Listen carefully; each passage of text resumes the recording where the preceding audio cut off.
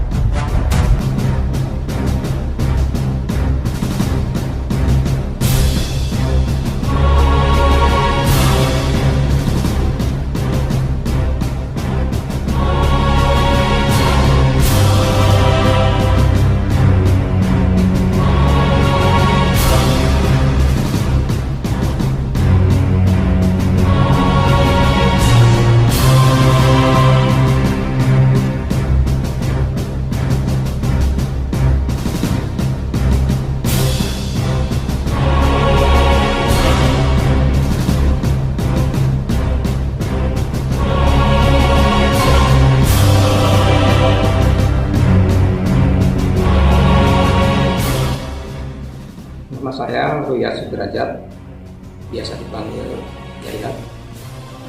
Saya lahir di Bandung 18 Juni 1951. Saya bekerja di salah satu BUMN di bawah PU. Pensiun kira-kira sudah 15 tahun yang lalu. Pada saat pensiun saya langsung terjun di budaya mengelola rumah ini. Rumah ini tidak terawat sehingga saya merasa kewajiban untuk merawat rumah ini. Ternyata rumah ini bersejarah. Ini adalah sebuah keraton peninggalan Kanjeng Guru. Assalamualaikum warahmatullahi wabarakatuh. Nama saya Farhan Sekunijaya dan ini teman-teman saya yang pertama Riko Pawaj, keduanya Elsa. Nah, untuk tujuan saya itu ada tugas Pak dari mata kuliah kegaluhan. Itu ada sejarah katanya Pak, mitos gitu kan, bupati gitu ya, bupati pertama atau bupati kedua, tentang Jamban Sari sama museum. Sejarah Galuh itu cukup panjang ya. Kalau itu perlu di tahun 612 zaman mereka dari kotanya ditangkap ya. Kalau zaman ke Kabupaten itu tahun 618. Bupati pertama itu adalah Adipati Panaikan. Beliau adalah putra Sanjang Putra Permana II. Nah, dari hitungan itulah bupati-bupati turun-turun itu sampai Kanjeng Prabu. Kanjeng Prabu adalah Bupati Galuh ke-16. Sebetulnya semuanya ada 23, tapi Bupati Galuhnya sendiri hanya sampai 17, karena yang sisanya itu adalah penyelam. Jadi bukan putra mahkota, jadi yang keturunan langsung. Nah, beliau ini yang ke-16. Beliau dimakamkan di sini pada saat usia beliau di tahun 1886. Untuk di sini saya akan jelaskan di sini. Ini adalah Sasrawinata. Sasrawinata ini berkuasa tahun 1914 sampai 1935. Udah lama setahun, belum sampai tahun beliau berkuasa, beliau merubah Galuh menjadi Ciamis. Jadi tentunya bukan tanpa sebab. Ini ada proses bagaimana Galuh menjadi Ciamis. Nah, ini ada foto-foto dokumen kita tentang masa transisi dari ke zaman ke kerajaan ke zaman republik. Dimana di sini kita ada foto Kanjeng Prabu, ada foto kan di dalam yang sedang pegang payung, dan ini permaisuri yang di Ningrat. Dari pasangan ini adalah salah satu putrinya adalah Mustika Ningrat. Mustika Ningrat ketika oleh Raja Sumedang melahirkan 13 putra putri. Yang ini adalah kakek saya. Yang ini dijadikan raja di Sukabumi. Kemudian yang ini menggantikan ayahnya di Sumedang. Dan makamnya beliau ada di Jamban Sari. Jadi di Jamban Sari ada dua raja, Raja Sumedang dan Raja Galuh. Yang ini Surya Gunawan adalah kakek buyutnya Pangeran Arya, Sultan ke-14. Jadi yang ini kita ada kekerabat kesepuhan. Sementara ini Kacananingrat adalah istrinya Sastra-Dinata, jadi masih kerabat dalam. Beliau mempunyai istri selalu 4, tapi keseluruhannya ada 8, tapi selalu 4. Nah, salah satu istri beliau yang lainnya adalah melahirkan Kusuma Subrata. Kusuma Subrata berkuasa tidak lama karena beliau sakit dan beliau tidak mau kooperatif dengan Belanda, dan anaknya juga nggak mau kooperatif dengan Belanda. Nah, tidak lama kemudian digantikan oleh Sastra-Dinata. Yang Sastra-Dinata merubah ini tanda tanya besar bagi saya. Nah, ini kejadiannya rupanya ini pada zaman penyebut datang seorang bangsawan dari Semarang, namanya Raden Saleh. Beliau seorang pelukis kenamaan di Eropa, orang Arab, bangsawan dari Semarang, istrinya orang Belanda. Datang ke sini adalah untuk mencari dokumen-dokumen tentang Kabuyutan. Akhirnya dapatlah naskah Dodontar. Beliau menyerahkan kepada Raden Saleh sekitar 4 eksemplar dari Dodontar. Nah, sisanya ada 13 Dodontar yang diserahkan kepada Belanda. Nah, salah satu naskah itu adalah Carita Parahyangan. Carita Parahyangan ternyata waktu itu salah satu-satunya yang tidak ada pembantunya, sehingga disebut Unicum. Dan baru kesininya baru ditemukan naskah yang serupa yang ditulis oleh Wangsakerta. Nah, Carita Parahyangan ini menceritakan tentang raja-raja di Tatar Sunda. Tanpa itu dia tidak mengenal raja-raja di Tatar Sunda. Nah, itu ternyata ada kesamaan dengan Prasasti Canggal. Prasasti Canggal menceritakan tentang Sanjaya. Cerita Parahyangan menceritakan tentang Sanjaya juga. Sehingga Belanda membuat kesimpulan pada saat itu, oh begitu, antara Galuh dengan kerajaan-kerajaan Jawa Tengah Jawa Timur adalah ada kekerabatan. Memang dari sudah lama kelihatannya Belanda itu khawatir ada perlawanan atas hegemoni orang Belanda, sehingga kelihatannya Galuh harus dilenyapkan. Jadi sebelum ke sana, eksekusinya di sana, sepertinya saya menganalisa pribadi saya, tidak seorang sejarawan, sejarawan, tapi menganalisa beliau rupanya sudah diminta oleh Belanda kemungkinannya. Karena apa? Di tempat kerjanya di alun-alun yang sekarang jadi gedung DPR itu ditanam pohon simbolik yang diawali oleh G, L, H, dan L dan H, artinya Galuh. G-nya apa? Gebang. R-nya Lameng, hanya hal kuning. Ini memiliki makna filosofi juga. Gebang adalah media alat tulis, lontar. Lameng adalah kearifan seorang raja. Ada 5 unsur. H adalah hal kuning, adalah leluhur hal kuning. Nah, maksudnya apa nih? Itu mungkin ada semacam pesan beliau kepada generasi yang akan datang. Seandainya beliau meninggal dan itu pohon masih ada, dan pohon itu akan bercerita tentang Galuh. Jadi ada pesan sinyal dari beliau supaya generasi muda jangan lupa bahwa di Tatar Sunda Galuh Ciamis ini ada kerajaan, namanya Kerajaan Galuh. Pada saat beliau tinggal di sana ada puting beliung, rumahnya hancur, dia pindah ke sini. Kemudian rumah ini dinamai Keraton Selagangga. Antara simbol G, L, H, dan keraton ini ada kaitannya. Kalau beliau membuat namanya keraton di sana, itu seolah-olah menyaingi Belanda. Dan di sini lebih netral, karena rumah pribadi. Akhirnya dia memberi nama di sini keraton. Harusnya di sana keraton namanya. Dan di sini keraton. Rumah kita keraton. Di sini bersama permaisurinya dan anak cucunya di sini. Nah, itu awalnya.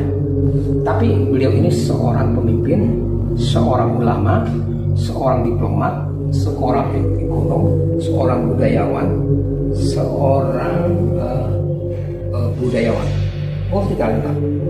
Jarang multitalenta ini dimiliki seorang raja, paling 2 atau 3 talenta yang dimiliki seorang raja ini lengkap. Nah, kelengkapan ini membuat beliau disegani Belanda sehingga beliau tidak tembus untuk merubah Galuh dari Ciamis. Kira-kira begitu menurut saya. Nah, terserah ahli sejarah berpendapat apa. Saya adalah berpendapat saya karena sejarah bukan ilmu eksak. Jadi tidak seperti eksak ya 2 kali 2 harus 4. Tapi sejarah bisa gugur walaupun itu hasil pendapat seorang profesor. Kita lihat partisi itu seperti apa ya. Kita ke sana ya.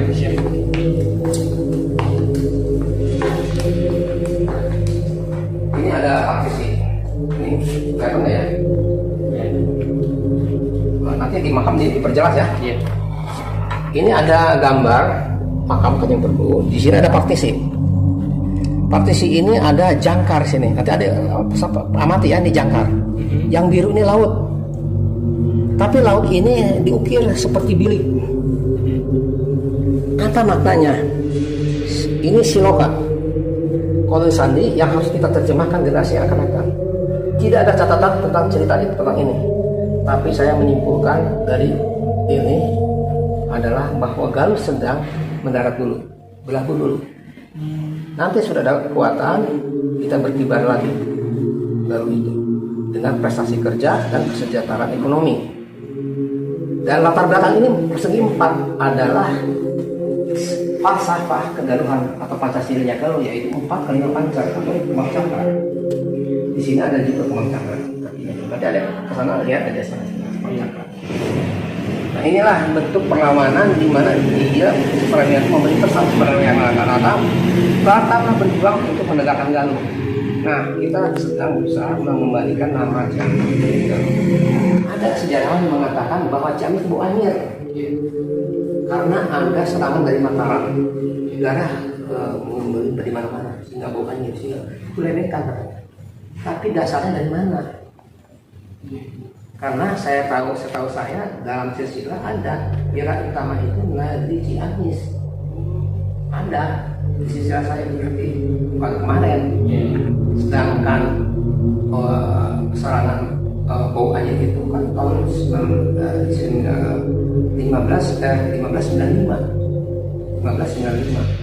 itu serangan dari Mataram pertama kali sampai 1618 secara dominan Mataram di sini.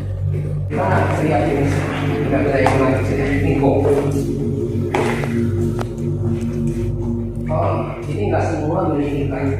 Ini ada kita gerakan kita yang di sini. Yang asli kita adalah gong yang kecil itu, yang 5 buah yang kecil ya. Tapi yang unik ini adalah suka berbunyi kalau ada bencana dan sebagainya. Jadi sinyal dini zaman dahulu seperti itu. Kalau sekarang kan kalau ada tsunami ada alatnya kan di laut. Ini juga sama, alat pemberitahuan dini. Dan terakhir kemarin tanggal 10 ini bunyi, tanggal 9 kemarin jam 2. Dan ini saya apa yang terjadi biasanya 1 bulan jaraknya. Kejadian apa? Karena terakhir adalah tahun 2019. Walau alam ya, ini percaya tidak percaya, tapi itulah sesuatu yang menarik buat kita. Walau alam itu ya, yang percaya silahkan, yang enggak ya apa. Tapi ini memang fakta gitu ya, believe or not. Ini ada beberapa benda-benda seperti apanya sih, penggal kepala. Ini fotonya raja bernama Diparti Imbanegara. Itu makamnya di Gegem, katanya dipenggal oleh pasukan Mataram. Ya ini karena difitnah ya. Jadi ini beberapa souvenir dari beberapa kesultanan selama saya aktivitas, tidak terlalu. Yang penting ada di sini beberapa tumbak-tumbak yang beraneka ragam, ada yang pipi, yang panjang, lebar dan sebagainya, yang berpamor dan sebagainya. Nah, dan ini adalah sudah 700 tahun import dari Cina. Ya, ini beberapa keramik yang tidak bisa kita tampilkan, masih di kerabat saudara. Ini sudah hancur seperti gini, saya tempel seperti gini supaya kita bisa menikmati. Semuanya ada 8, tersisa 1. Dan ini beberapa pedang yang meninggal para perwiranya.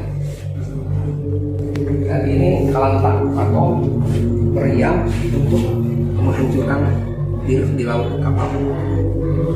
Kalau alatnya dari mana asalnya? Mungkin papasan dari serangan Cirebon. Tahun 1578 ibu kota Galuh dikuasai oleh Cirebon. Mungkin ini adalah papasan perang Flores cukup tua. Dan ini yang memiliki ini hanya Demak. Dan ini lemari payung milik Surya Gunawan Kusumadilaga yang menjadi raja di Sumedang. Isinya payung. Dan ini adalah foto Kusumadilaga. Ini di Keraton Selimangan nanti. Karena pas saya pasang di sini masih kerabat di sini. Makamnya juga di Zaman Sari. Nah ini makam ini pasangannya. Itu raja di Sumedang. Beliau enggak. Ini Keraton Selimangan. Dan ini adalah peti. Peti ini namanya kandaga. Kandaga ini tempat untuk menyimpan alat-alat kebesaran raja. Dan ini adalah hasil dakwah beliau. 22 angsa dan batu-batu pemujaan berhasil dikumpulkan beliau di Zaman Sari. Terus apakah peradaban Galuh seperti begini? Kok tidak semegah yang di Jawa Tengah, Parimanan dan Borobudur? Sebenarnya untuk membuat candi kita mampu, bahkan seperti itu. Banyak ada 63 itu di Kerawang adanya. Dan itu tertua di Nusantara ternyata. Dan teknologinya sudah bukan batu-batu ada yang dipahat, tapi sudah industri tanah liat yang suka, dan cetakannya pakai alat-alat penguji. Kemudian juga dan ini peninggalan dari zaman kerajaan Kendal atau Galuh awal. Ini peninggalan raja. Ini lukisan yang ada di Museum Kromo. Yang lukisnya adalah orang Galuh yang belajar lukis kepada Raden Salman. Mereka ini adalah pedang yang mana yang disebut mandau. Mandau ini adalah mungkin souvenir dari Sultan Sambas itu. Ini ada foto. Inilah Sultan Sambas. Sultan Sambas. Waktu mudanya dididik ke sini. Bayangkan waktu itu belum ada kapal terbang, belum ada telepon, belum ada bis dan sebagainya, sehingga kebayang ya betapa sulitnya mencapai Galuh itu.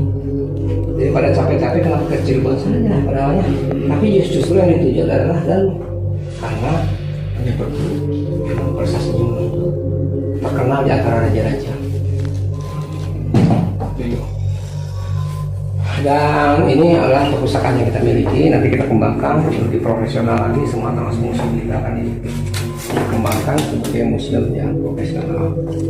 Itu aja ya Pak. Terima kasih atas pemaparannya. Semoga apa yang sudah Bapak paparkan bisa berguna buat saya, buat teman-teman saya, dan bisa dikembangkan lagi gitu Pak.